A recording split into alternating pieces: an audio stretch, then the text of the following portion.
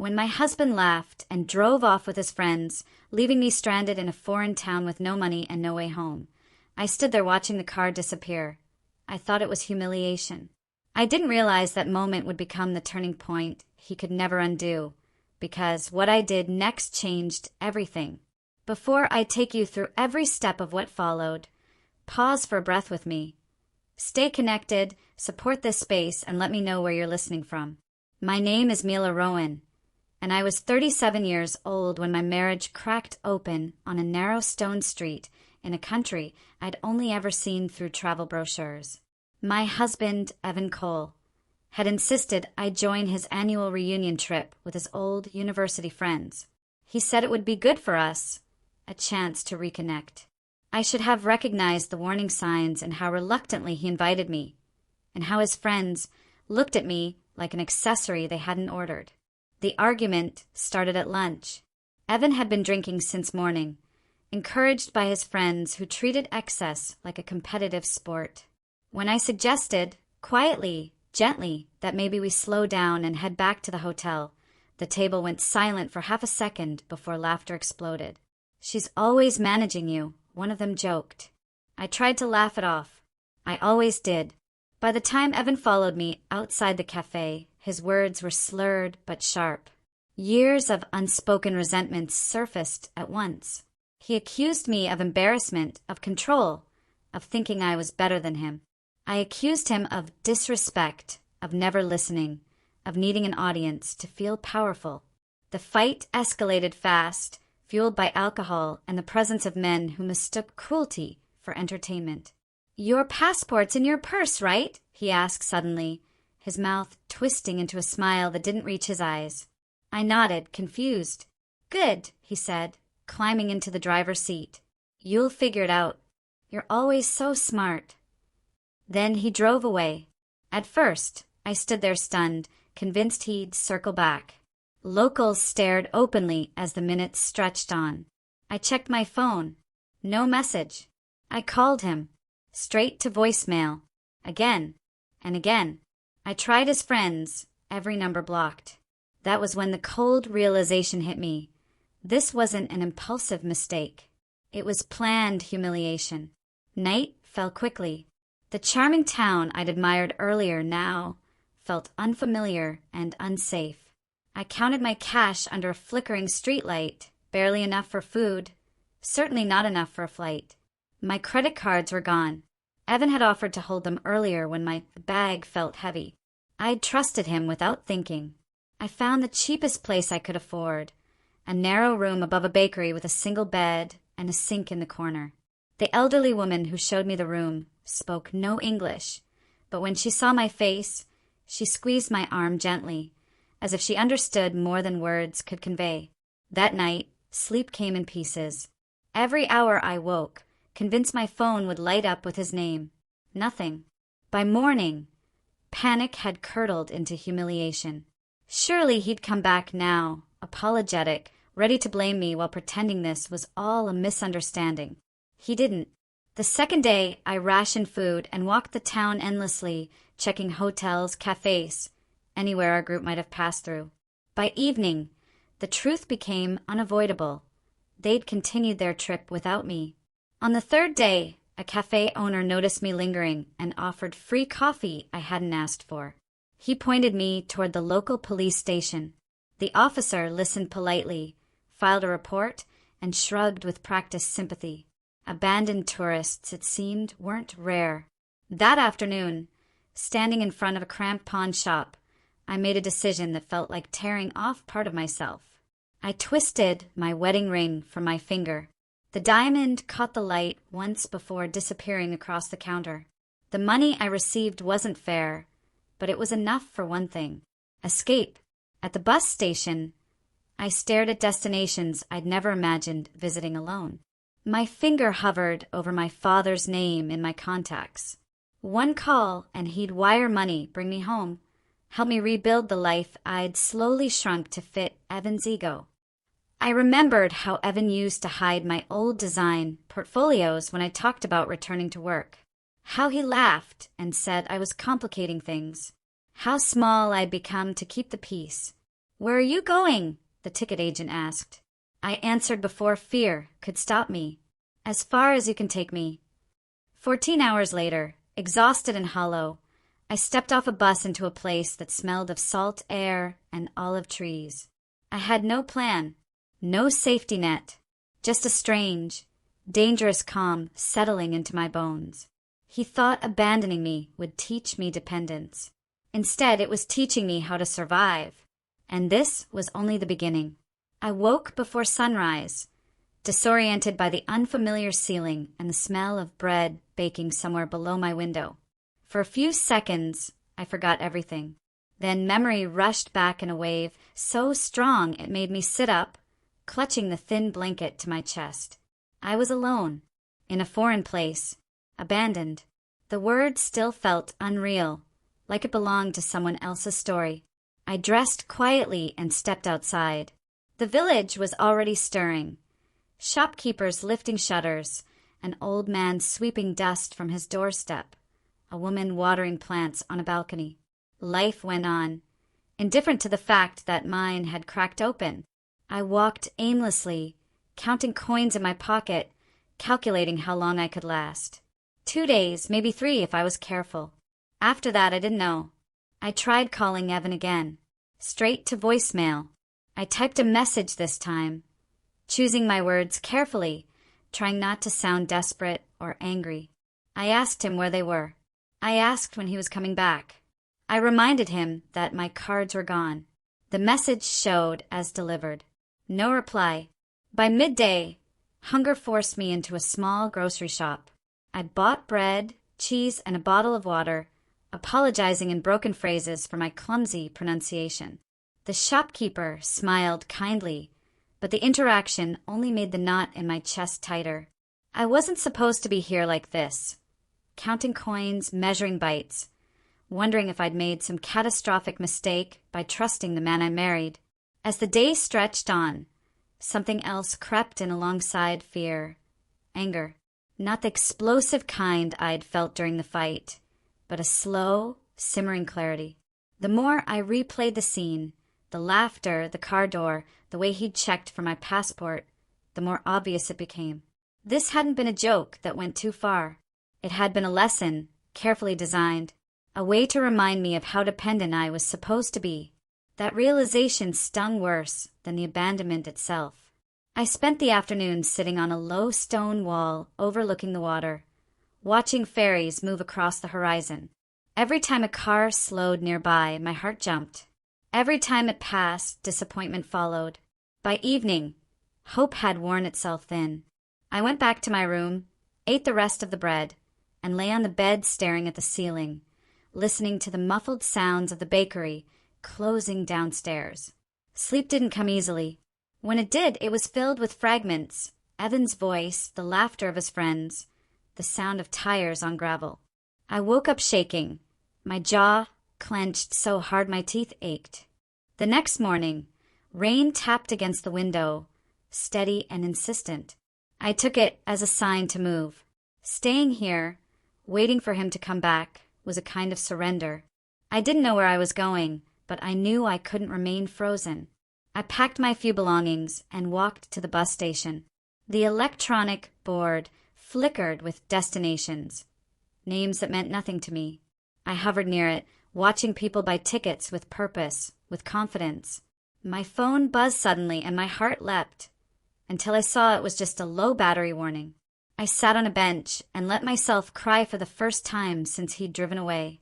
Quiet tears wiped away quickly, because even vulnerability felt dangerous now. When I looked up, an older woman was watching me from the ticket window. She didn't say anything, just tilted her head gently, as if asking a question without words. I stood and approached her. "Far," I said, pointing at the board, my voice hoarse. "Somewhere far." She studied me for a moment, then nodded. She tapped a destination on the screen, one at the edge of the route map, and printed a ticket. I didn't know exactly where it would take me, only that it would take me away. The journey was long and uncomfortable. The bus rattled and groaned as it wound through hills and along coastlines. People got on and off, speaking languages I couldn't follow. I drifted in and out of sleep, my head knocking against the window, my thoughts tangled and heavy. Somewhere along the way, my phone died completely, cutting me off from the last fragile thread tying me to my old life. When the bus finally stopped for the last time, it was nearly dawn. I stepped down onto unfamiliar ground, stiff and exhausted. The air smelled different here, cleaner, tinged with earth and salt. White buildings clustered on a hillside, their edges softened by early light. I had arrived somewhere I hadn't planned to be, with no clear idea of what came next. I walked until my legs trembled, following a path that led out of the village and into open land. The quiet pressed in around me, broken only by the rustle of leaves and distant birdsong. My sandals rubbed blisters into my feet, but I kept going, driven by something I couldn't name. Then my body gave up. One moment I was upright, the next the ground rushed toward me. I remember the smell of dust, the sting of gravel against my palms, and then nothing. When I came to, a face hovered above mine, lined, unfamiliar, concerned. A woman's voice spoke, rapidly, her hands cool against my skin as she offered me water. I drank greedily, coughing as strength slowly returned. She helped me sit up, her arms surprisingly strong around my shoulders, and pointed toward a small stone house nestled among trees. I didn't have the energy to refuse. Inside, the house was warm and smelled of herbs and soup. An older man appeared, his expression cautious but not unkind. They spoke to each other, then to me, though we shared only a handful of words between us. Still, they understood enough. They fed me, let me rest, and gave me a bed covered with a faded quilt that felt impossibly soft. That night, as rain whispered against the roof and exhaustion pulled me under, I realized something quietly astonishing. For the first time since Evan had driven away, I wasn't afraid. I didn't know who these people were or how long I could stay. I didn't know how I would survive in a place where I barely spoke the language. But I knew one thing with certainty as sleep finally claimed me. I was still here, and whatever came next would be on my terms, not his.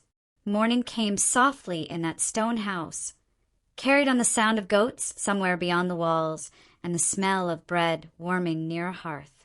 For a moment, I forgot where I was. The quilt was heavy and comforting, the ceiling low and unfamiliar. Then the memory returned, not all at once, but in pieces. The car disappearing, the laughter, the long bus ride, the collapse on the dirt path. I sat up slowly, expecting panic to seize me again. It didn't. What I felt instead was a cautious alertness, like an animal waking in a new place, aware but not yet afraid. I followed the sound of movement into the kitchen. The woman who had found me the day before stood at the counter, slicing bread with practiced ease. She turned when she heard me and smiled, relief washing over her face. She said something gentle and musical that I didn't understand, then pressed a cup of strong, dark coffee into my hands as if it were the most natural thing in the world. I wrapped my fingers around the warm ceramic and murmured thanks, the word awkward on my tongue. She nodded as if she'd understood everything I meant. The man, her husband, I realized, sat at the table reading a folded newspaper. He looked up, studied me for a moment, then inclined his head in a quiet greeting. There was no suspicion in his gaze, no demand for explanations, just a calm assessment, as if he were deciding whether a storm had passed or was still approaching. I tried to explain. I pointed to myself, said my name. I gestured vaguely west, then mimed a car driving away, disappearing. My voice shook despite my effort to keep it steady. The woman listened closely, her eyes never leaving my face. When I ran out of words, tears filled the silence instead. She crossed the kitchen and took my hands in hers, rough palms warm and grounding. She spoke softly, slowly, as if tone alone could carry meaning across the language barrier. She guided me to a chair and set a plate of bread, honey, and cheese in front of me. Eat first, everything else later. I realized then how hungry I truly was. Not just for food, but for the simple kindness of being cared for without conditions. The day unfolded quietly. Rain fell off and on, tapping at the windows. I learned their names through repetition and gestures, and they learned mine. The woman showed me where I could wash up, leaving clean clothes folded neatly on the bed. Plain, well-worn, but freshly laundered. The act made my throat tighten. No one had done something like that for me in years, without attaching expectations to it. I tried to leave that afternoon. Guilt pressed on me, heavy and insistent. I didn't want to be a burden. I gathered my purse and shoes, intending to return to the village and figure something out, anything. The woman intercepted me at the door, her expression wounded in a way that stopped me cold. She shook her head firmly, pointed to the rain, then to my feet, blistered and swollen. Stay, rest. Her insistence wasn't forceful. It was protective. That night, after a simple dinner eaten mostly in silence, I lay awake listening to the unfamiliar sounds of the countryside. Crickets, wind through leaves. Somewhere, a distant dog barking. My mind wandered back to Evan despite myself. I wondered where he was now, whether he'd sobered up, whether he felt even a flicker of regret. The thought surprised me when it surfaced, fully formed and undeniable. I didn't miss him. What I missed was the version of myself I'd been before I'd started shrinking to fit the shape of his life. The days that followed settled into a gentle rhythm. I stayed, first because the rain persisted, then because my feet needed time to heal, and finally because something in me wasn't ready to move on. The woman showed me how to collect eggs without startling the hens, laughing softly when I flinched at the sudden warmth of one still fresh. The man worked the garden, and I joined him, pulling weeds and learning which plants mattered and which did not. The work was honest and physical. My muscles protested at first, and used to labor that didn't come with climate control and polite conversation. But each night the ache felt earned. Sleep came deeper, heavier. In the evenings we sat outside. The woman knitted, her fingers moving in a rhythm older than memory. The man smoked a pipe, saying little. I watched the sky darken and felt something inside me begin to loosen its grip. One afternoon, while shelling peas together, the woman studied my face for a long moment. Then she asked, haltingly, if I wanted to go home. She gestured broadly, pointing away, then mimed an airplane. The question hit harder than I expected. Home. The word used to mean a beautiful house filled with carefully chosen objects, dinner parties planned weeks in advance, and a man whose moods set the temperature of every room. It also meant control disguised as concern, choices framed as joint decisions that always seemed to benefit him more than me, and a slow erosion of my confidence, so subtle I hadn't noticed it happening. Tears spilled over before I could stop them. I tried to explain about the marriage, about the abandonment, about how small I'd become, trying to keep peace. The woman listened, nodding as if she understood not the details, but the weight of what I carried. When I finished, she placed her hand over her heart, then gestured around the farm, then pointed gently at me. Here is also a place, her gesture said, if you want it. That night, I lay awake, wrestling with the idea. Staying meant uncertainty, hardship, a future without guarantees. Leaving meant returning to a life that looked stable from the outside, but felt hollow now that I could see it clearly. In the morning, before I could talk myself out of it, I said the word I'd been practicing quietly to myself. Work. I pointed to the fields, to the house, to my hands. I stay. I work. Her smile was answer enough. The next weeks were unlike anything I'd known. I learned to rise before dawn, to work until the sun climbed high, and then retreat to shade, to listen more than I spoke. My body changed. My hands roughened. My mind, once cluttered with schedules and expectations, grew quieter. I learned their routines, their history in fragments. I saw photographs of a daughter who lived far away, of a grandchild they rarely saw. I began to understand why they'd opened their doors so easily. Loss recognized loss. As I learned the work, They began to trust me with more of it. I helped at the local market, standing beside the woman as she sold oil and soap.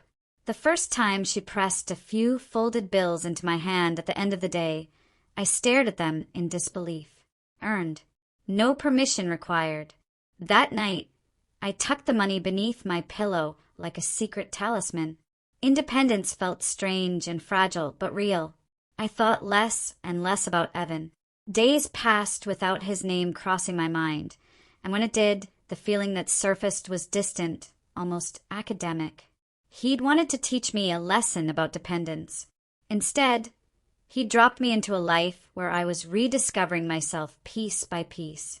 By the end of the 3rd month, I realized something that made me laugh out loud in the quiet of the olive grove. I wasn't waiting to be rescued. I was building something new. By the time summer leaned fully into the hills, I stopped counting the days since I'd been left behind. Time no longer moved in sharp edges or deadlines.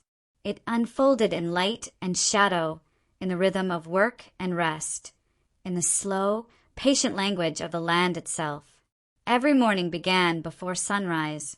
Isla, by now her name fit in my mouth as naturally as my own, would tap softly on my door already dressed, her hair wrapped in a scarf.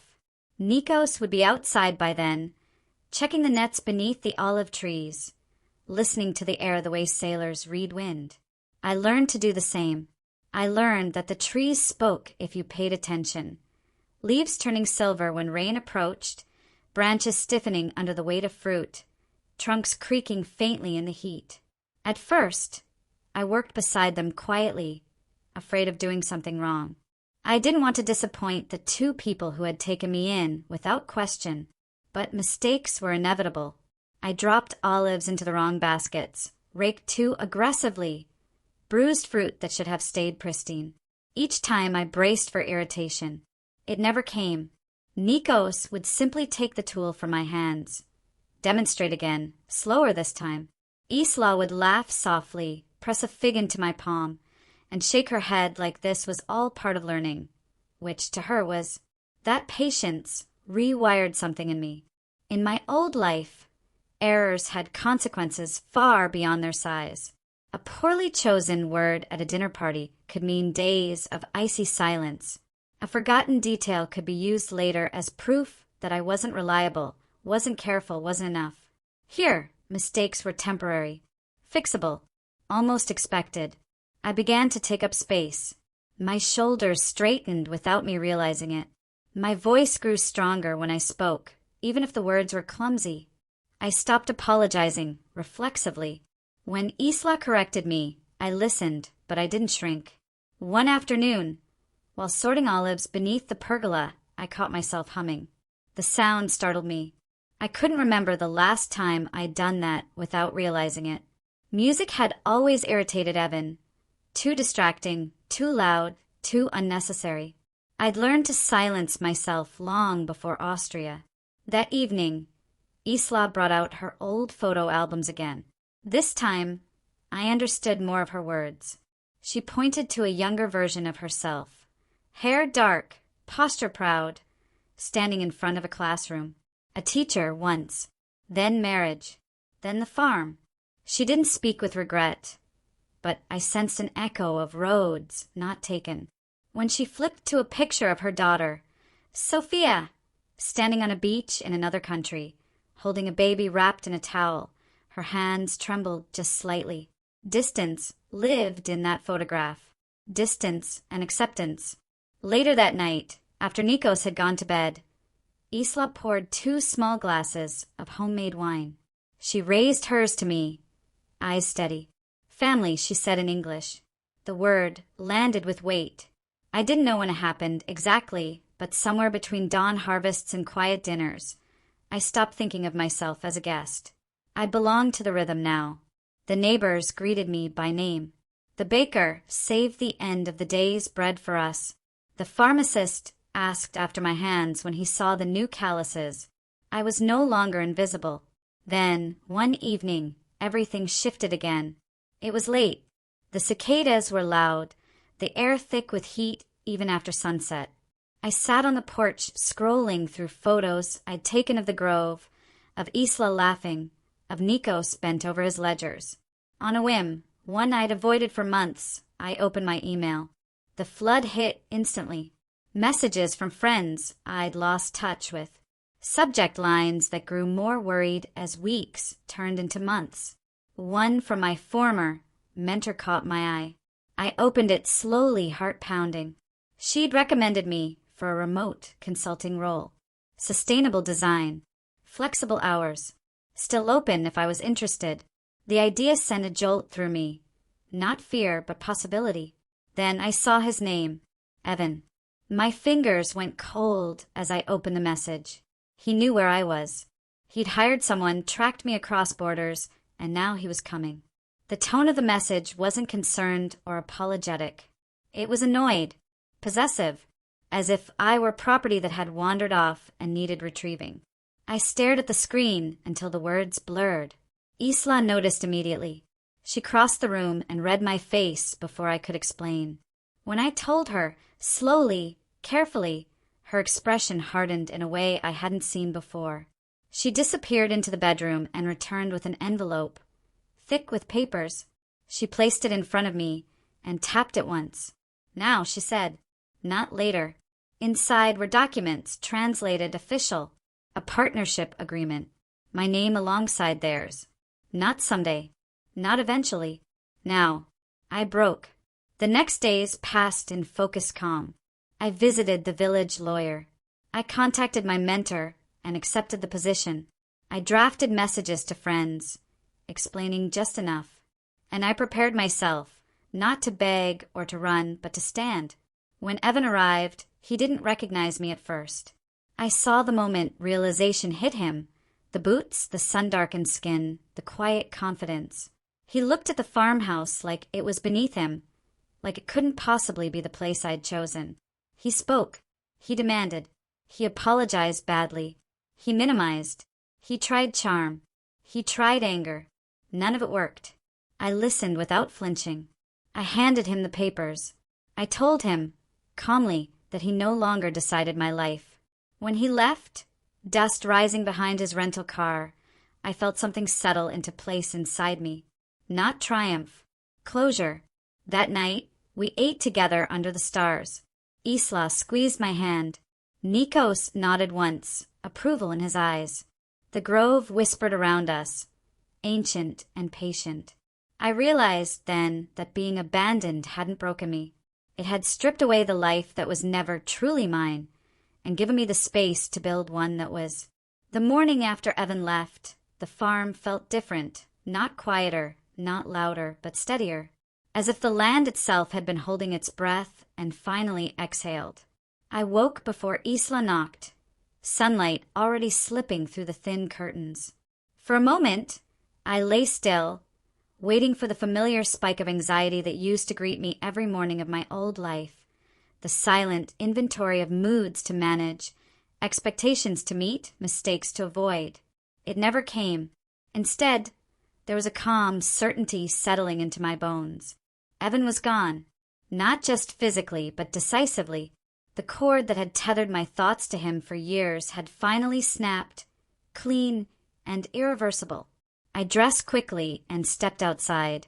Nikos was already among the trees, inspecting branches with a care that bordered on reverence.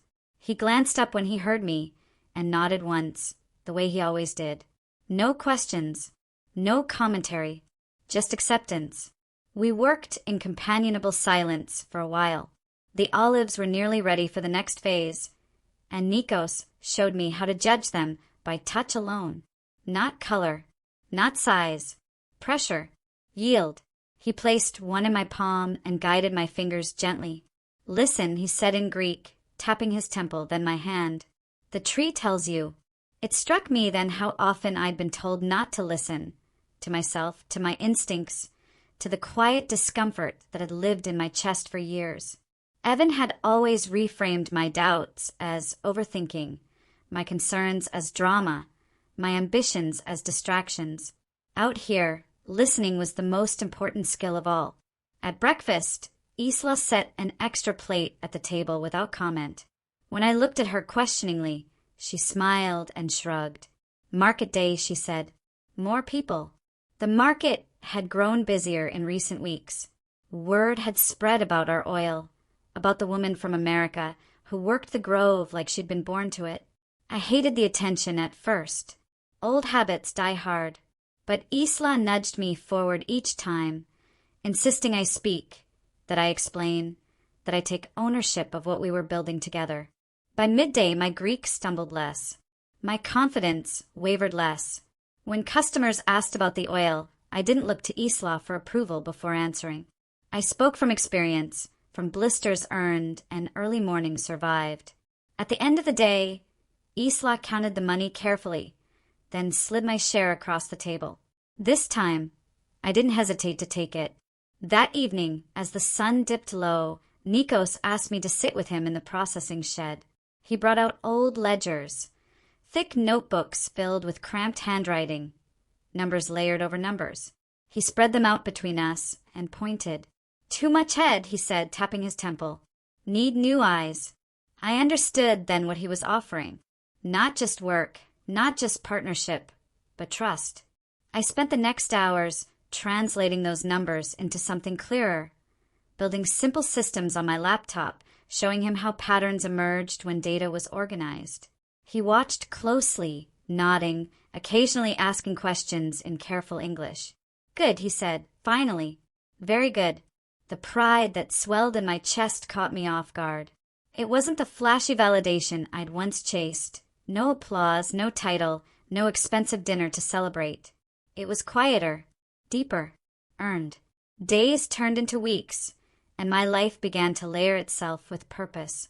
Mornings in the grove, afternoons balancing books or consulting remotely for my mentor's company, evenings filled with shared meals, stories told half in words and half in gestures. The remote work reawakened a part of me I thought I'd lost. Design ideas flowed again, not constrained by Evan's dismissive comments or the need to prioritize his image. I worked from the porch, olive trees in my peripheral vision, the Aegean breeze cooling my skin. Clients praised my insights. My mentor called one afternoon just to say she was proud of me. I cried after that call, alone in my room, overwhelmed not by sadness but by the realization of how starved I had been for simple encouragement. One afternoon, Yana, the weaver from the market, joined me for coffee. She watched me work, eyes sharp and amused. "You different now," she said. "Not afraid." I laughed softly. I hadn't noticed the fear leaving. It had slipped away quietly without ceremony. But freedom doesn't mean the past disappears overnight. Some nights, memories surfaced uninvited. Evan's laughter as the car drove away. The humiliation of standing alone in that Austrian street. The way I'd whispered excuses for him even as the dust settled. Instead of pushing those memories down, I began to examine them. Not to torture myself, but to understand. I saw patterns I'd ignored before. How often my needs came last, how praise was rationed, how independence was framed as betrayal. Understanding didn't hurt the way I expected. It clarified. One evening, while helping Isla prepare dinner, she asked, casually, almost offhand, if I ever wanted to visit America again. The question hung between us.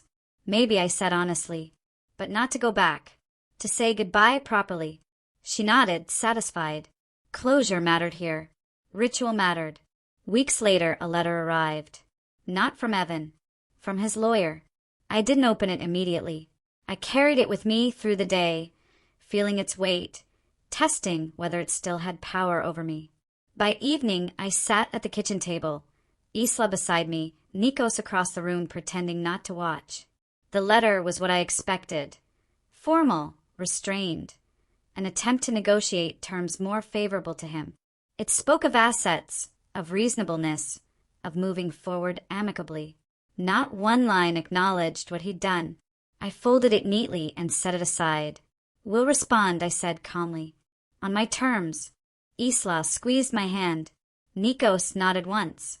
That night, I wrote my response with clarity I didn't know I possessed. I didn't accuse. I didn't plead. I stated facts. I drew boundaries. I outlined what I would accept and what I would not. Then I slept better than I had in years. As summer deepened, preparations began for the village festival. Lanterns were strung, music rehearsed. Everyone had a role. And to my surprise, so did I. Isla insisted I help design the layout for the stalls, blending tradition with subtle improvements. My ideas were debated, adapted, and accepted. On the night of the festival, as music filled the square and lights danced off whitewashed walls, I stood among people who knew my story only in fragments and loved me anyway. I caught my reflection in a shop window. Sun-kissed skin, calloused hands, eyes clear. I barely recognized the woman who once stood frozen on an Austrian street, waiting for a car that never came. And for the first time, I didn't mourn her. I thanked her for surviving long enough to bring me here. The first real test of my new life came without warning, the way storms do in the mountains. Quiet sky, warm air, then thunder. It started with a phone call I almost didn't answer. The number was unfamiliar, international. My instinct was to ignore it. Whoever I was becoming now didn't know the past an audience. But something tugged at me, the same instinct that had once warned me too late. I stepped away from the sorting table, wiped my hands on my apron, and answered. "Alexis," a woman's voice asked in English, crisp and professional. "Yes." "This is Mara Klein. I'm calling from Boston. I represent James." The name landed like a stone dropped into still water. Ripples spread through my chest, but I didn't flinch. "I assumed as much," I said calmly. There was a pause. She hadn't expected that tone. "He's concerned about you, about your safety, about misunderstandings." I almost laughed. Concern had never driven him to abandon me on a foreign street. "He wants to resolve things privately," she continued, "without unnecessary escalation." "I'm not escalating anything," I replied. "I'm simply not returning." Another pause. Papers shuffled on her end. "Alexis, you need to understand. Your absence has created complications. Property issues, financial questions, optics." There it was. The truth always slips out eventually. "You can send any correspondence through my attorney," I said evenly. "You have legal representation in France." Her surprise was poorly masked. "I do," I answered, glancing toward the house where Isla was hanging herbs to dry. "And in the U.S." The call ended shortly after.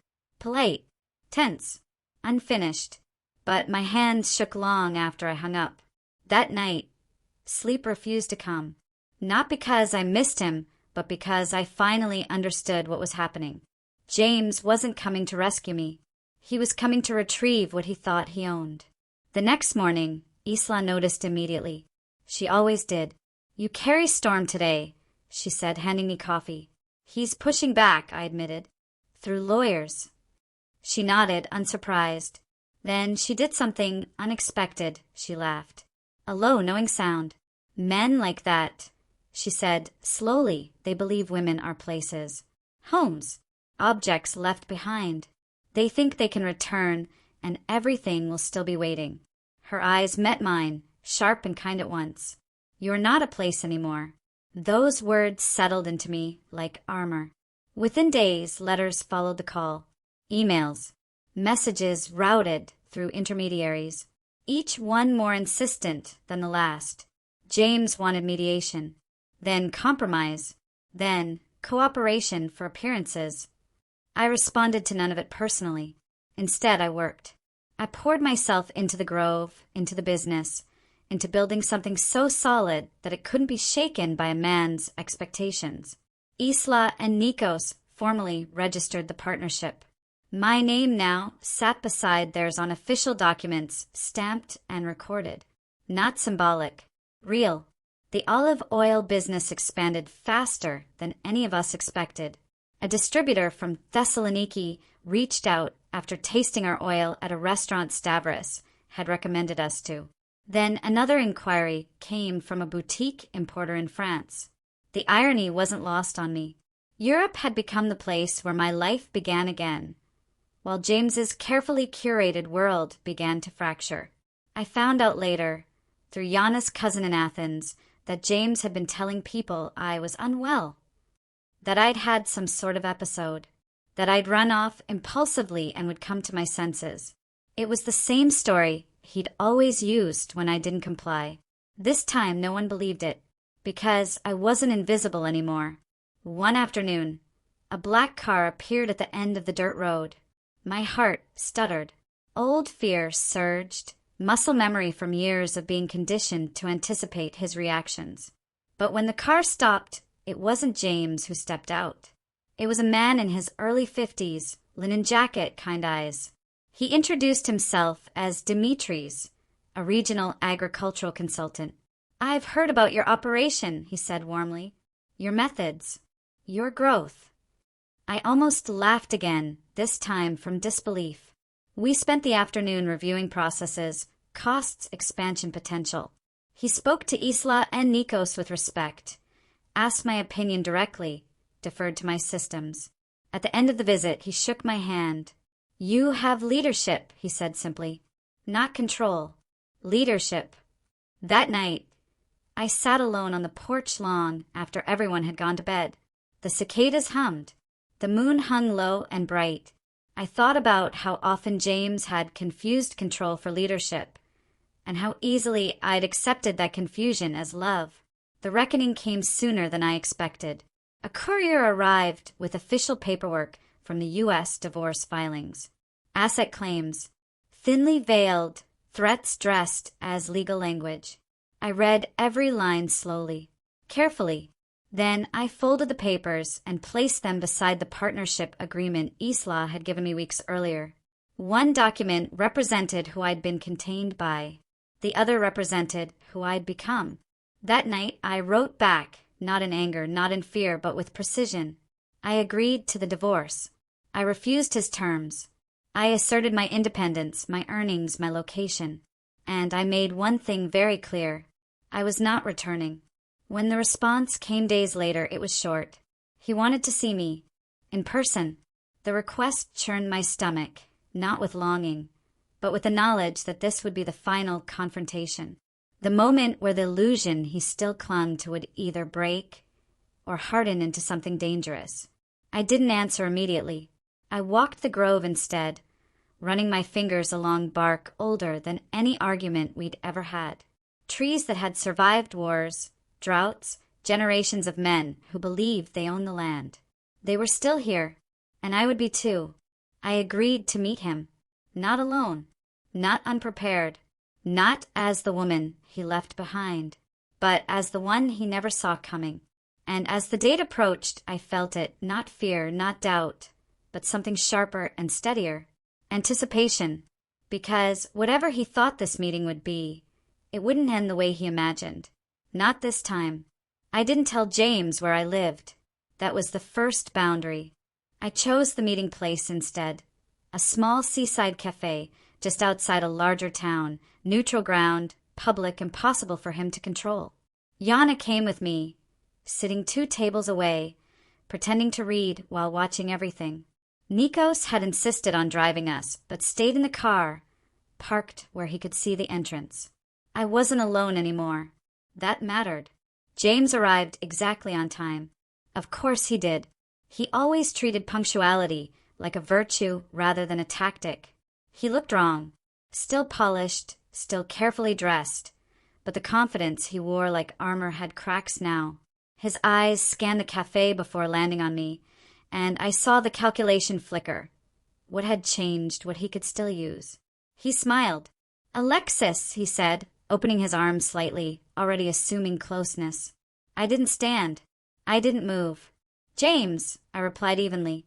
He hesitated, then took the chair across from me. The waiter arrived, and James ordered in English without looking at the menu, the same way he always had. I ordered water. Silence stretched between us. "You look different," he said finally, eyes moving over me with something like irritation disguised as concern. "Healthier, but also unfamiliar." I offered. He laughed softly. "That's not what I meant." It's what you're feeling. That landed harder than I expected. His smile tightened. I'm glad you agreed to see me, he said, shifting into the tone he used with clients. Reasonable. Calm. This situation has gone far enough. For you, I said. For both of us, he corrected. Alexis, what happened in Austria? Was deliberate, I interrupted quietly. You didn't lose control. You exercised it. His jaw flexed. I was drunk. You were cruel, I said. There's a difference. People nearby laughed. Cups clinked. The world continued, indifferent to the collapse of his narrative. You embarrassed me, he said suddenly, dropping the mask for just a second. Do you have any idea what people are saying? There it is, I replied calmly. That's why you're here. He leaned forward. You vanished. You humiliated me. My colleagues, my clients. I survived, I said. Without you. That stopped him. I didn't come here to fight, he said carefully. I came to bring you home. I am home. He looked around, disdain flashing. Alexis, this is a phase. You're not meant for this kind of life. I wasn't meant for the one you built either, I said. You just convinced me I was. His voice hardened. You're throwing away security, status, everything we worked for. We. I echoed. He exhaled sharply. You're being emotional. I smiled then, not because it was funny, but because it was familiar, predictable. You know what's interesting? I said, you've said that to me every time I disagreed with you for 10 years. He opened his mouth to respond, but I kept going. You discouraged my work. You handled our finances. You simplified my life until there was barely anything left that was mine. And when I resisted, you punished me. I never punished you. You abandoned me, I said, in a foreign country, without money, without documents, and you laughed. His eyes darted briefly to Yana, then back to me. I didn't think you'd actually stay gone. And that, I said softly, is your biggest mistake. The waiter returned. James waved him away impatiently. You don't understand what you're risking, he said. You don't have legal standing here. You don't have protection. I have both, I replied. And I have witnesses. He stared at me now, really stared, seeing not the woman he left, but the one sitting in front of him. This isn't over, he said quietly. It is for me, I replied. That's the difference. I slid an envelope across the table. Divorce papers. Already signed. You'll find my terms reasonable, I said, because I no longer need anything from you. He didn't touch the envelope. You think you've won, he said. No, I corrected. I think I've escaped. That was when his voice dropped. You'll regret this. I leaned back in my chair, completely calm. James, I said, you already lost the only thing that ever made you powerful over me. And what's that? My fear. He stood abruptly, chair scraping against stone. People glanced over. He straightened his jacket, dignity clinging by a thread. This isn't finished, he said again. I didn't answer. I didn't need to. He left without looking back. I sat there long after he was gone, letting the sea air fill my lungs. My hands weren't shaking. My chest wasn't tight. For the first time, a confrontation hadn't taken something from me. It had given something back. Behind me, Yana stood and squeezed my shoulder. He expected the old you, she said. That man hates surprises. I watched the road where James's car disappeared. So do I said, but I've learned to live with them. That night, back at the farmhouse, Isla listened as I told her everything. She didn't interrupt. When I finished, she kissed my forehead and said something in Greek I didn't fully understand, but I felt it. You are no longer running, she meant. You are standing. And somewhere deep inside, I knew this wasn't the end of the story, but it was the end of his chapter in my life. And what came next would be something he could never take, rewrite, or control. Not ever again. The morning after I met James, the village felt different. Not because anything had changed, but because I had. I woke before dawn. Long before Isla stirred, the room filled with the faint scent of olive with smoke drifting in through the open window. For a long moment, I lay still, listening to the quiet rhythm of the farmhouse. No sirens, no traffic, no phone buzzing with demands. Just roosters somewhere in the distance, and the slow breath of a place that didn't ask me to be anything other than present. For the first time since Austria, my body wasn't braced for impact. James was gone. He hadn't followed me. He hadn't tried to corner me again. That silence should have scared me, but it didn't. Instead, it felt like the deep hush after a storm finally breaks. I dressed quietly and stepped outside. The sky was barely lightening, the olive trees reduced to dark silhouettes against a pale horizon. Nikos was already awake, of course. He always was. He nodded to me as he sharpened his tools, his presence solid, grounding. "You sleep?" he asked in careful English. "Yes," I said, and realized it was true. That day, work felt different too. Not lighter exactly, but purposeful.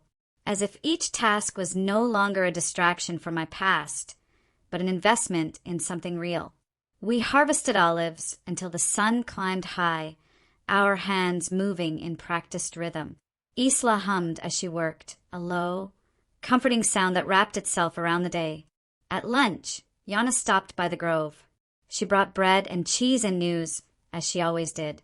"He left town," she said casually, biting into an apple. "Rented car returned early. Athens flight last night." I nodded, absorbing the information without reaction. "You're quiet," she observed. "I'm finished," I said simply. She studied me for a long moment, then smiled. "That's louder than you think." The following weeks passed with a steadiness that would have once terrified me. There were no grand gestures, no dramatic revelations, just days stacked carefully on top of each other, forming something solid. The partnership papers were finalized. My name, appeared beside Isla's and Nikos's on official documents. I opened my own bank account in the nearby city, transferring my first earnings from the oil sales with a strange mix of disbelief and pride. I learned how to negotiate prices without apologizing, how to say no without justification, how to sit in silence without filling it for someone else's comfort. One afternoon, while cataloging inventory, I noticed something that made me pause. I hadn't checked my phone in days, not avoided it, not resisted the urge, simply forgotten. That realization shook me more than James's threat ever had, because it meant he no longer lived rent-free in my mind. Still, the past has a way of testing new foundations. The letter arrived on a Tuesday. No return address. American postage. My name written in handwriting I knew too well. I stared at it for a long time before opening it. "Alexis, you don't have to live like this. You're being stubborn because you're hurt. I get that. But this isn't strength, it's exile. Come home. We can fix this quietly. G. No apology. No accountability. Just entitlement wrapped in concern." I folded the letter carefully and placed it in the drawer beneath my bed. Not to reread. Not to keep. To remind myself. That night, Isla noticed my mood. She didn't ask questions. Instead, she brought out a bottle of their oldest olive oil, the one they saved for celebrations, and poured a little over warm bread. "For courage," she said. I laughed softly. "I think I finally found some." She squeezed my hand. "You made it." But growth has consequences. As the business expanded, so did attention. A small feature in a regional food magazine. An inquiry from an ecotourism group interested in hosting farm stays. A distributor from Athens who spoke too fast and smiled too sharply. Opportunities arrived, but so did pressure.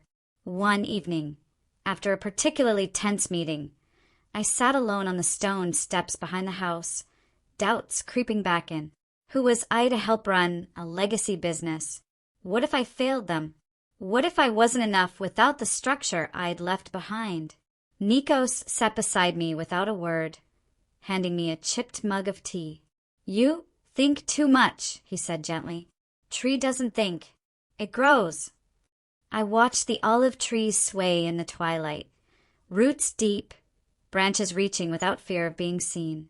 For the first time I understood. Strength wasn't loud. It wasn't dramatic. It was quiet, consistent, and earned. Weeks later, a call came from my old life, not from James, but from my former firm. They'd heard I was consulting independently now. They wanted to talk. Remote work. Flexible terms. Respectful language. I said I'd consider it. That night, lying in bed, I realized something startling. I wasn't choosing between lives anymore. I was building one. And somewhere, far away, a man who once believed abandoning me would break me was learning a truth he never expected. I didn't come back. I didn't beg. I didn't disappear. I became someone he could no longer reach. And the story wasn't finished yet. By the time summer faded into early autumn, the olive trees were lighter, not just from harvest, but from having been tended by hands that finally knew what they were doing. Mine. I used to think freedom would arrive, loudly, with confrontation, with victory speeches and slammed doors. Instead, it came in small, undeniable proofs. My name on legal documents, my own bank account, calluses that didn't hurt anymore, a calendar filled with plans that belonged to me. The village no longer called me the American Isla found. They called me Alexis. I belonged. The day the divorce was finalized, I was pressing oil with Nikos. The machine hummed steadily as golden liquid flowed into waiting steel vats. My phone buzzed once in my pocket. I wiped my hands and stepped outside. The message was short. "It's done." No apology followed. No last attempt at control. Just silence. I stood there longer than necessary, phone cooling in my palm, waiting for something.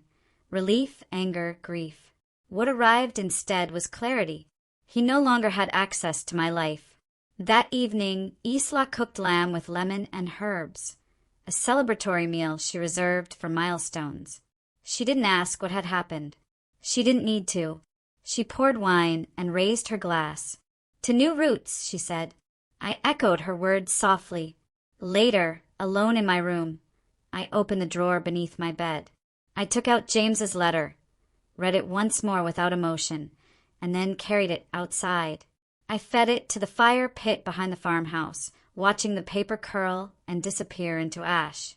No ceremony, no anger, just release. Weeks later, the email arrived. From James. I almost didn't open it. Almost. "Alexis, I heard about the business, about the article. You always had potential. I just didn't realize how much. I hope you're happy. G." I read it twice, not because it mattered, but because I wanted to notice what it no longer did to me. My hands didn't shake. My chest didn't tighten. There was no urge to explain or defend or correct the story. I didn't reply, not because I was trying to punish him, but because silence was no longer something I feared. It was something I owned. The consulting work from my former firm became steady, then selective. I chose projects aligned with sustainability and community development. The skills I'd buried during my marriage, strategy, design, leadership, returned sharper, clearer, unhindered by someone else's ego.